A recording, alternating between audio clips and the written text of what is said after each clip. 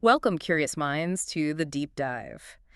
Today, we're plunging into a claim that recently sent some pretty big ripples through the AI research community. It was a really bold declaration that large reasoning models, LRMs, seem to be hitting, well, a fundamental wall. Right, this idea of an accuracy collapse when they were faced with complex planning puzzles. Exactly. Imagine reading headlines suggesting that AI, at its very core, struggles with multi-step logic.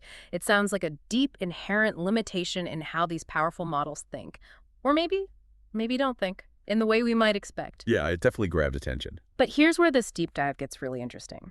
Our mission today is to go beyond those initial headlines. We're diving into a really compelling counter-argument. An argument suggesting these apparent failures might actually be, well, an illusion. Precisely. Not a flaw in the model's deep reasoning capabilities, but maybe an artifact of how we're testing them. We're going to meticulously unpack the sort of nitty-gritty details of experimental design and evaluation methods. Methods that could be inadvertently masking what these models are truly capable of. Yeah. And what's particularly insightful here, I think, is that this isn't just some philosophical debate about AI intelligence. It's grounded in really precise analysis. We'll be primarily digging into a critical comment paper by A. Lawson from June 2025. Okay. And this paper meticulously analyzes and frankly challenges the original findings reported by Shojaee and colleagues earlier this year. So it's a direct response. Absolutely. And it's not just about what models can or can't do. It's about those crucial, often overlooked subtleties of how we actually design the tests to measure performance. It's like, calibrating our scientific microscope before we jump to conclusions about what we're seeing. That is the perfect analogy.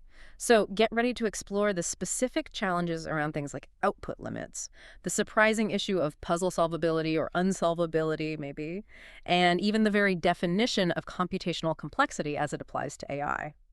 Our mission is to cut through any, sensationalism and give you a clear, thoroughly grounded understanding of what's truly going on beneath the surface. So you'll hopefully gain a richer perspective on the challenges and the real nuances of evaluating these incredibly sophisticated AI systems. One, setting the stage, the claim of illusion of thinking, and its challenge. Okay, let's unpack the initial findings then, the ones that really set this whole discussion in motion. Shojaee et al.'s research, it made quite an impact, didn't it? Oh, absolutely. Their core claim was that these large reasoning models exhibited what they call the complete accuracy collapse. Or right down to zero. Zero accuracy. And it wasn't like a gradual decline, right? It was sudden, Yeah. absolute failure. Like hitting a brick wall. Yeah. This happened when tackling classic planning puzzles, think Tower of Hanoi, the river crossing problem. Right. Particularly once these problems got beyond certain complexity thresholds. Right. And the perceived implication of this, well, it was profound for AI reasoning research. How so? Well, such a finding really suggested an inherent, maybe fundamental limitation in how these models process and execute multi-step logical problems.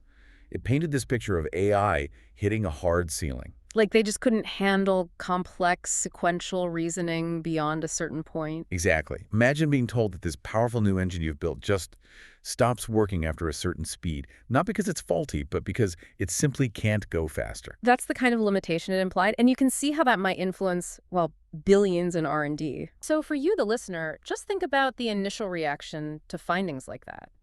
How might a headline like AI reasoning collapses actually shape the direction of future research?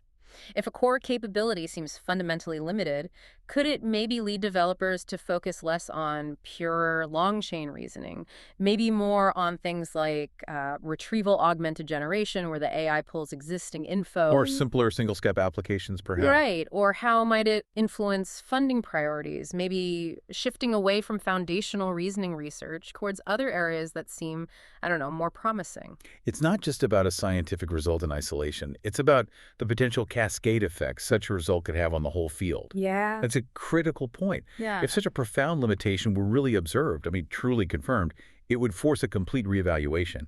We'd be looking at model architectures, training paradigms, maybe even the fundamental theories behind LLMs. This is where Lawson comes in. Exactly. Lawson's counterargument directly challenges this whole narrative. The central thesis is that these apparent failures are not due to intrinsic model limitations. Okay, so what are they due to then? Lawson argues they stem from specific identifiable problems within the experimental design choices made by Shojaee et al. Ah, so it's a critique of the methodology, the test itself, not the AI. Precisely. It's less about the model's inherent capabilities and more about the way we're measuring them. And Lawson outlines, what, 3 main issues? That's right. 3 primary critical issues identified as shortcomings in the original experimental design. First, the restrictive nature of output token limits, basically, how much the model can say in its answer. Okay, token limits, got it. Second, the problem of automated evaluation misclassification, the scoring system itself misinterpreting the model's output. That sounds tricky. And third, maybe the most surprising one, the inclusion of mathematically impossible problems in the test set. Wait, impossible problems? Like they couldn't be solved? Literally, mathematically impossible. Wow. Okay, that's... Yeah. Yeah. It's like testing a calculator by asking it to divide by 0 and then marking it failed because it, correctly doesn't give you a number. That's a pretty good analogy, actually. So that second point, though, the automated evaluation misclassification, let's linger there a second. How is it even possible for evaluation methods, which we think of as objective, right? How can they misrepresent what a model can do so badly? Well, think about a complex planning problem, like finding your way through a maze. Okay. If an evaluation system is programmed to expect, say, a very specific, exhaustive list of every single left or right turn. Step by step. Exactly. Yeah. But what if the model instead provides maybe a high-level algorithm or a compact description of the strategy, or even just a truncated summary of its path because it hit a limit? The automated system would just say wrong. It might simply mark it as incorrect because the output format doesn't match the rigid expectation, even if the model fully understands the solution. So the test isn't smart enough to recognize different forms of correctness. That's the challenge. Designing evaluation systems that are sophisticated enough to understand diverse expressions of correctness, not just looking for an exact string match. It really asks, are we testing for reasoning ability, or are we just testing for perfect compliance with a very specific, maybe narrow output format? 2, decoding accuracy collapse, the output token limit challenge, and model awareness. And that brings us right into decoding this so-called accuracy collapse, especially looking at it through the lens of the output token limit challenge. And what I find really fascinating, the model's own awareness of these limits. Yes. This was a critical observation Lawson made, and one that was kind of surprisingly overlooked in the original study. Models seem to actively recognize when they are getting close to their output token limits. They know they're running out of space. It appears so. They don't just blindly keep generating tokens until they hit a hard stop. There seems to be some implicit understanding of the boundary. That's unexpected. It's just a kind of operational awareness. It does. More than just probabilistic parrots generating the next likely word. They seem to have a sense of their own output capacity. Is there evidence for that? Yeah, actually. There's a compelling, concrete example captured by @ScalingR01 on Twitter. A model output explicitly stated, and I'm quoting here, "The pattern continues, but to avoid making this too long, I'll stop here." The pattern continues, but to avoid making this too long, I'll stop here. Wow. Just think about that statement for a second. Right. The implications are huge. This isn't a model failing to reason. It's not hitting some intellectual wall. No. Instead, it strongly suggests it's making a conscious decision, well, maybe not conscious in the human sense, but a decision to truncate its output. Because of practical architectural constraints, like token limits. It understands the solution pattern, like the recursive nature of Tower of Hanoi, but it's simply unable or maybe unwilling to fully list out every single step when that list would require, I don't know, hundreds of thousands, maybe millions of tokens. It's like a human knowing all the digits of pi, or at least the pattern to generate them, but deciding to only tell you the first 100 because, well, who has the time? Not because they forgot the rest. Exactly. And this behavior leads directly to a core issue with the evaluation, right? The flaws in the automated systems when they encounter this kind of self-limiting behavior. Precisely. The central problem, as Lawson points out, is that the automated evaluation frameworks used by Shojaee et al. Were just incapable of distinguishing between 2 very different scenarios. Which are? Scenario 1. A model genuinely cannot solve the problem due to a lack of reasoning ability. Scenario 2. A model chooses not to enumerate exhaustively because of perceived or actual output limits. And the system couldn't tell the difference. It couldn't. And that inability to differentiate fundamentally compromises the validity of the whole evaluation. The consequences of that seem pretty significant. Oh, they are. It leads directly to misclassifying what the models can actually do and drawing potentially incorrect conclusions about their fundamental reasoning abilities. Yeah, if your test can't tell the difference between I don't know the answer and I know the answer but I'm not writing a novel about it, then your results are, well, shaky at best. You risk leading researchers down the wrong path, or maybe misguiding the public about AI's true limitations. It's a serious methodological flaw. So how does this play out statistically? You mentioned a formula. Right. Lawson brings up this compelling argument, often cited when discussing the challenges of generating very long, perfect sequences. If you evaluate something like a Tower of Hanoi solution token by token, demanding absolute perfection with no room for error. Like every single character has to be right. Exactly. The probability of getting the whole thing perfect becomes P, all correct, equals PT, where P is your accuracy for each individual token, and T is the total number of tokens needed for the full solution. Okay, key to the power of T. And the numbers this formula spits out are pretty stark. Let's say T is large, maybe 10,000 tokens for a complex solution. Right. Even if your model's per token accuracy P is incredibly high, like 0.9999, that's 99.99% perfect for every single token. Which sounds amazing. It does. But your probability of generating the entire 10,000 token sequence perfectly is less than 37%. Less than 37%. Right. Even at 99.99% accuracy per step? Yep. And now, if Pele drops just slightly to say 0.9999.9% accuracy, the probability of success absolutely plummets. It goes down to less than 0.005%. Wow. That's basically zero chance for a tiny drop in accuracy. It's like building a huge Lego castle, 10,000 bricks. Even if you're 99.99% perfect on each brick, you've still got less than a 37% chance the whole castle is flawless. Exactly. And if you slip to 99.9%, forget it. It's almost guaranteed to have a critical error somewhere long before you finish. But here's Lawson's critique, right? Yeah. This whole statistical inevitability argument. Yes, it's often used to suggest a fundamental limitation of LLM scaling for long tasks. But Lawson says it makes a crucial assumption. It assumes that models cannot recognize and adapt to their own limitations. But we just saw evidence they do. That quote, I'll stop here. Precisely. The empirical evidence contradicts the assumption. Models do recognize constraints and adapt, often by truncating their output. They choose not to build the 10,000 brick castle perfectly if they perceive it's too long or not explicitly required in that exact format. Which leads to this other idea, poor calibration. Yeah, Lawson takes it a step further into what they call poor calibration and perceived limits. It's not just about hitting hard external token limits. Okay. There's this curious discrepancy. The reported collapse in the original study often happened before the models actually hit their theoretical maximum context window limits. What do you mean? Well, for Tower of Hanoi, the collapse was seen before N9 disks. But theoretically, models with 64,000 token context windows should handle N12 or 13. Models with 100,000 tokens, maybe N13. So they were stopping early, even when they technically had more room to keep generating the solution. It seems so, which implies this interesting issue where models might be poorly calibrated about their own output capacity. They start prematurely. Why would they do that? Are they being overly conservative? Or maybe they learned from training data that shorter outputs are generally safer or preferred. Could be either, or something else entirely. Maybe it's like a person stopping their essay at 500 words because they think that's the limit, even if the professor would have happily accepted 1,000. They're playing it safe, perhaps. But regardless of the exact reason for this poor calibration. Exactly. Regardless of the mechanism, the key takeaway is that the apparent reasoning failures seem rooted in constraints on the solution length. Whether those constraints are real, like a hard token limit, or perceived, like the model choosing to stop early. It's not a breakdown in the fundamental reasoning ability itself. Right. The models still show they understand the core algorithm.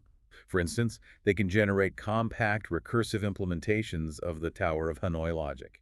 They get the principle. They just choose not to type out the exhaustive list of moves. Maybe they predict it'll be too long, or maybe their internal cost function just makes generating millions of tokens undesirable unless absolutely necessary. Seems that way. This raises a really interesting question, then, for you, the listener, and for us. What are the challenges in actually calibrating a model's self-perception of its output limits? How do you make it know how much space it has? Yeah, could it be addressed through architectural changes? Like giving it a more accurate internal token counter or a better sense of its working memory? Or maybe it's about prompt engineering. More advanced techniques to guide models on output formatting. Give me the short version, or give me the code, not the full execution trace, without hurting their performance. Could we teach models to give us, say, a concise table of contents for a complex solution instead of the entire book, and still have that count as success? It feels like there's a lot of unexplored territory here, and giving models better sort of self-awareness or guidance about their output capacity and how to use it effectively. 3. The impossible puzzle problem. When evaluation meets unsolvable logic. And this kind of fundamental oversight, it wasn't just limited to output length issues. We now move to what Lawson identifies as the impossible puzzle problem. Okay, this sounds dramatic. It kind of is. It's a situation where the benchmarks used in the original study included instances that were quite literally unsolvable by any means. Hang on, you mean they were testing the models on problems that no one, not even a perfect mathematician or algorithm, could actually solve? That's exactly right. That seems like a rather basic oversight in designing a test. It does, doesn't it? Specifically, in their river crossing benchmark, Shojaee et al. Tested instances of the missionaries' cannibals puzzle, or a variant of it. Okay, classic logic puzzle. Get people across the river, don't let the cannibals eat the missionaries. Right. But they tested it with N4-6 actors or agents, using a boat that could only hold B equals 3. N greater than or equal to 6, boat capacity 3. Okay. And the critical, well-established mathematical fact here, referenced in work by Efimova back in 2018, is that this specific variant of the missionaries' cannibals puzzle has no solution for N5 when the boat capacity is fixed at B is 3. No solution. So N to 6 with a boat of 3 is impossible. Mathematically impossible. There is no sequence of moves that achieves the goal state without violating the rules along the way. That is kind of astonishing. It really is like asking an AI to draw a perfectly square circle and then marking it down as a failure when it can't. Pretty much. So consequently, models were being automatically scored as failures for not solving these mathematically impossible instances. They got 0 points, not for flawed reasoning. But for correctly failing to find a solution that doesn't exist, or at least for not getting stuck in an infinite loop searching for one. How could you possibly judge a model for not achieving an impossible feat? You really can't. And this highlights the profound hazards of using purely programmatic evaluation frameworks that lack, well, a basic prerequisite check for puzzle solvability. A sanity check. Exactly. If your evaluation system doesn't first verify if the problem it's about to present is actually solvable, you risk drawing completely nonsensical conclusions about the system you're testing. It's not just a minor bug in the code. No, it's a fundamental flaw in the experimental setup itself. It's essentially punishing the model for correctly identifying, even implicitly, an intractable or impossible problem. Even if the model couldn't explicitly say, hey, this problem you gave me is impossible. Right. It just fails to find a solution, as it should. This feels like a really crucial discussion point for anyone designing AI benchmarks, especially in complex domains like planning. What kind of checks should be built in? Like what sort of pre-computation or symbolic reasoning checks should be integrated into these automated evaluation pipelines to prevent such basic errors? Is it feasible, say, to run a quick known solver on every test instance before you feed it to the AI, just to confirm it can be solved? That seems sensible. But then you have to ask, does verifying solvability for all types of complex, novel planning puzzles become an NP-hard problem in itself? Creating a whole new challenge for the benchmark designers. Potentially. It shows that this isn't just about the AI's intelligence. It's also about the intelligence we build into our testing methodologies, and our responsibility to make sure our evaluation tools are actually robust and, frankly, logical. 4. Restoring performance, the power of alternative representations for output. Okay, so if the problem isn't always the model's core reasoning, but often how we ask it to show its reasoning, what happens if we change the request, change the expected output format? Well, that's exactly what Lawson explored in a really fascinating preliminary experiment. It focused on restoring performance simply by shifting the requested output representation. Getting to the heart of that reasoning versus typing argument. Exactly. So they tested the same models on the Tower of Hanoi N15 problem. Now remember, N15 requires, what was it, 215 moves. Yeah, 32,767 individual moves if you list them all out, which is huge. Right. So instead of asking for that massive, exhaustive step-by-step list, the prompt was critically changed. It became, solve Tower of Hanoi with 15 disks, output a Lua function that prints the solution when called. So don't give me the 32,767 steps. Give me the program that can generate those steps. Precisely.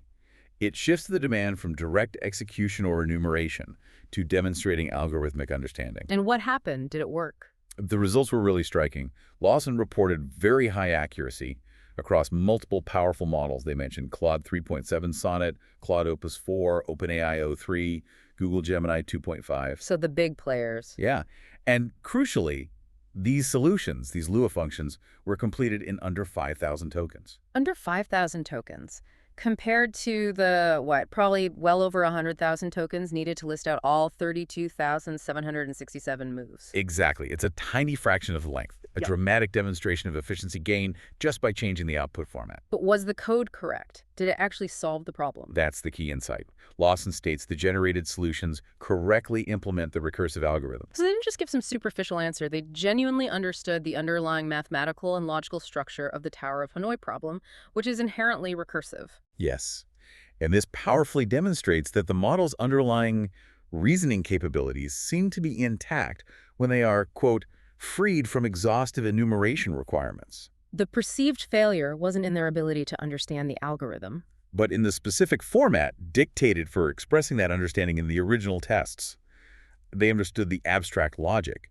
They just didn't want to or couldn't efficiently spell out every single step linearly. And when given an alternative, more concise format like code, they excelled. That's what the preliminary results suggest. This opens up a really compelling discussion, doesn't it? What does this imply about the interface between a model's internal knowledge representation and its external human-readable output? Yeah, if a model can generate a compact piece of code that embodies the solution rather than the exhaustive solution trace itself, how can we design better prompts, better evaluation methods? Do methods that leverage this true algorithmic understanding more effectively. Right. Instead of forcing it into these computationally expensive or just impractical enumeration formats. It suggests moving beyond simple input-output matching, maybe towards assessing models on their ability to articulate principles or strategies for solving problems. Could it fundamentally change how we think about intelligence in AI? Shifting maybe from just rote task completion towards abstract comprehension and, dare I say, meta-reasoning. 5, reevaluating complexity beyond solution length as a metric. Which brings us neatly to looking deeper at how we even measure complexity in the first place. Shojaee et al., they used compositional depth, basically the minimum number of moves, as their main complexity metric. Right, the length of the shortest solution path. But Lawson's analysis argues this metric conflates mechanical execution with problem-solving difficulty. And that distinction, it turns out, is critical. It can really mislead our understanding. It's a crucial conceptual separation. Lawson uses a great comparison, drawing on different types of problems, I think, from their Table 1 to illustrate this point. Okay, like what? Well, let's take Tower of Hanoi again. As we said, it needs an exponential number of moves, 2n1, for n15 over 32,000 moves. Huge number. Right, it sounds very complex based on length. But despite this immense length, the Tower of Hanoi has a branching factor of only 1. Branching factor, meaning the number of choices at each step. Exactly. At any given step in solving Tower of Hanoi correctly, there's effectively only one valid move to make next. The decision is trivial. So computationally, each step is easy. O1, complexity per move. Right. The problem is long, but each step is simple. It's like, I don't know, unwinding a very, very long but predetermined piece of string. Tedious maybe, but not intellectually demanding at each point. Okay, so the decision-making itself isn't hard, even if the total sequence is enormous. But then compare that to Block's world. Right, Block's world. Classic AI planning problem. You've got blocks on a table, maybe stacked on each other, and you need to rearrange them into a specific goal configuration by moving one block at a time. Okay. Now, this puzzle typically has a solution length that's only ON, linear, for near-optimal solutions. Yeah. So much shorter than large Tower of Hanoi problems. Seems simpler then, right? Fewer steps. But here's the kicker.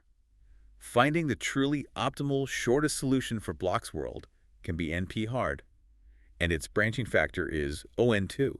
ON squared. So the number of possible moves grows quadratically with the number of blocks? Yes, which means that at each step, the model has a rapidly increasing number of choices, and finding the best next move becomes incredibly difficult. It requires far more complex decision-making, search, and planning at each step. Even if the final sequence of moves ends up being much shorter than the Tower of Hanoi solution? The disparity is profound. This distinction, the nature of the difficulty, explains why models might successfully execute hundreds of simple tower Hanoi moves, yet struggle with much shorter blocks world problems. Because the computational difficulty of the decision process at each step is fundamentally different. Exactly. One is largely mechanical execution of a simple rule. The other requires navigating a potentially vast search space to find good, let alone optimal choices. And when we talk about reasoning, we're often more interested in that second kind, right? The ability to make intelligent, non-trivial decisions in a complex environment. Generally, yes. That feels closer to what we mean by complex problem solving. And sticking with Block's world, there was another subtle trap hidden in the evaluation setup, wasn't there? Something about optimality. Yes, a very important point Lawson raises. The Blocks World prompt, used by Shojaee et al., explicitly required optimization. The instruction was clear. Find the minimum sequence of moves. Find the shortest path. Seems like a reasonable request for a planning problem. It does on the Yeah. surface, but it hides that deep computational challenge we just mentioned. NP hardness. Right. While researchers like Slaney and Thibault showed back in 2001 that you can find near-optimal solutions for Block's world relatively efficiently, in linear time using special algorithms, finding the truly optimal, guaranteed shortest solution is NP-hard. And NP-hard problems, just to remind listeners, are those where finding the absolute best solution quickly becomes computationally infeasible as the problem size grows. Takes exponential time. Pretty much, for known algorithms, they're practically impossible to solve perfectly for even moderately sized instances within any reasonable time frame. Okay, so the prompt asked for the optimal NP-hard solution. But how did the evaluation work? And here's the crucial evaluation mismatch. Lawson points out that Shojaee et al.'s solution checker only verified correctness, not optimality. It just checked if the final state was reached, not if it was reached in the fewest possible steps. Wait, so the models were told find the absolute minimum number of moves. And being faithful AI systems, they would attempt to do just that. They'd likely spend significant computational resources trying to find that provably minimal solution, possibly getting bogged down in intractable search. All the while being completely unaware that a suboptimal but correct solution one that might be found much, much faster would have gotten full marks from the evaluation system anyway. Exactly. They were, in a sense, being too faithful to the prompt, which instructed them to solve an NP-hard problem to their own detriment in the eyes of an evaluation system that wasn't actually checking for optimality. It's like a student meticulously crafting a 50-page, footnoted, perfect answer to an essay question, only to find out the teacher just wanted a quick 2-paragraph summary and didn't read past the first page. It's a similar kind of mismatch between instruction, effort, and evaluation criteria. This really raises an important discussion point for anyone designing benchmarks, especially for tasks involving optimization. How do we design them without creating these hidden computational burdens? Or misaligning the evaluation criteria with the prompt instructions in such a fundamental way. What are the implications of models being too faithful when the instructions implicitly point them towards NP-hard problems that aren't actually being scored for that hardness? It highlights this fundamental challenge of clear communication and alignment between human evaluators and the AI systems we're testing. It's not just about what the model can do, but what it thinks it's supposed to do based on our instructions, and how our evaluation methods actually interpret and score its efforts. 6. Broader implications for AI evaluation in future research. So pulling all this together, what does this deep dive into Lawson's analysis mean for the bigger picture, for AI evaluation, for future research? It feels like we're uncovering some really valuable engineering insights here. Absolutely. I think to summarize, the core findings are pretty clear and quite impactful. First, models show at least some awareness of their own context limits and make decisions to truncate output based on that. They aren't just blindly generating. Right. Second, purely programmatic evaluation can fundamentally miss the mark. It can overlook true model capabilities and fail to account for the inherent impossibility of certain puzzles. It's an impossible puzzle problem, yeah. And third, critically, solution length alone is actually a pretty poor predictor of genuine problem difficulty. Complexity is more nuanced than just counting steps. And these aren't just, abstract academic points. No, Lawson frames them as valuable engineering insights. They should directly inform how we build, interact with, and, crucially, rigorously test AI systems moving forward. Does Lawson offer concrete recommendations based on this for future work? Yes, the analysis leads directly to some practical suggestions for improving AI evaluation, helping us build those better microscopes, as you put it earlier. Okay, like what? Recommendation one is about technical design. Design evaluations that fundamentally distinguish between a model's core reasoning capability and practical output constraints, things like token limits or specific formatting requirements. Separate the knowing from the typing. Essentially, yes. We need to measure if it knows the answer, not just if it can perfectly type it out in one specific, potentially very long format. Makes sense. What's next? Second, and this feels like a really crucial preventative measure, implement verification steps to ensure puzzle solvability before evaluating model performance. Check if the problem is actually possible first. Right. Prevent those absurd, impossible puzzle failures. Ensure models are only tested on problems that are, in fact, solvable. Seems basic, but apparently necessary. Okay, third.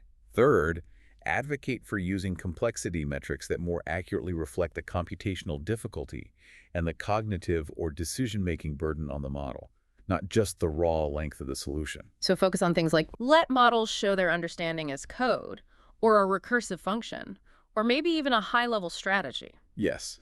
By doing that, we get a much clearer picture of whether the model knows how to solve it, even if it doesn't want to generate a million lines of execution trace. It's about letting the AI communicate its understanding in the most efficient way possible for that understanding, rather than forcing it into one specific, potentially inefficient format just for our evaluation convenience. That seems like a much smarter way to evaluate. Lawson's conclusion really encapsulates this whole deep dive perfectly, I think. They write, the question isn't whether LRMs can reason, but whether our evaluations can distinguish reasoning from typing. Wow. Distinguish reasoning from typing. That really reframes the challenge, doesn't it? It absolutely does. It shifts the focus. Yeah. Away from assuming inherent limitations in the AI itself and onto the sophistication, the rigor, the intelligence of our own testing methodologies. That's about the tools we use to observe the AI, not just the AI itself. So for you, the listener, think about this. Given these profound findings, what specific advancements are most urgently needed in AI evaluation frameworks? How do we build tests that can reliably distinguish reasoning from typing, especially at scale? And what are the practical challenges? Is implementing these more sophisticated recommendations computationally feasible across thousands of tests? Is it too resource-intensive for many labs? The complexity of evaluating AI properly, it turns out, might be almost as challenging as building the AI in the first place. Indeed. The science of evaluation is a critical field in its own right, and it has to keep evolving rapidly just to keep pace with the AI it seeks to measure. Outro. Well, we've certainly navigated a deep dive today into the really specific technical details of AI reasoning evaluation, and we've seen how what often appears as a failure in these large models can actually, on closer inspection, be an artifact of how we design the tests. The illusion of a fundamental limitation, it turns out, was perhaps often in the evaluation methodology itself, not necessarily in the core thinking processes of the models, at least in these specific cases. This whole discussion really hammers home the critical importance of rigorous, well-designed, technically sound experimental setups. We need them to truly understand AI's capabilities. It's a stark reminder that the quality of our scientific observations is directly dependent on the precision and the thoughtfulness of the microscope we choose to use when examining these incredibly complex systems. So let's leave you with a provocative thought to mull over. If what look like fundamental limitations in AI can actually be misdiagnosed because our evaluation methods are flawed, well, what other supposed breakthroughs or bottlenecks in AI research might similarly hinge on these often overlooked technical details of experimental design? How might a deeper, more critical dive into the methodologies themselves actually reveal more about AI and maybe our own biases than the reported results alone? It's a powerful reminder, isn't it? Truly understanding these complex systems requires constant vigilance. Vigilance over our tools, over our assumptions, and even over our very definition of what it means for an AI to succeed or fail. Keep exploring, keep questioning. And always look beyond the surface headlines, especially when it comes to the technical heart of artificial intelligence.